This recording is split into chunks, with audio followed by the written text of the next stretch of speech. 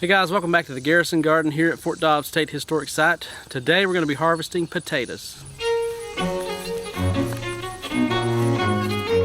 Potatoes are native to South America.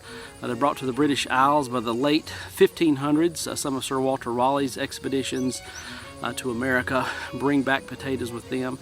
They become very popular in the 17th century in Ireland.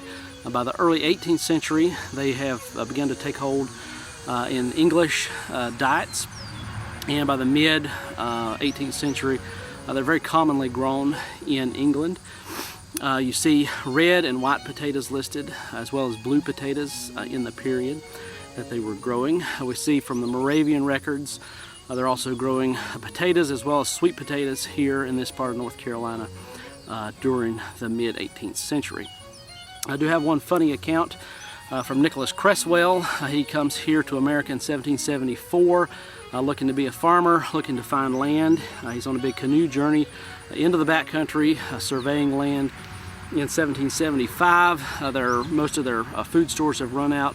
Their last barrel of beef has just been dumped in the river because it's turned rancid. And so they've been without food. So on July 4th, 1775, he writes, in the evening got to one Mr. Briscoe's plantation, about a mile from the river. It was night when we got there. Found the house deserted, no corn, no fowls, or meat of any kind.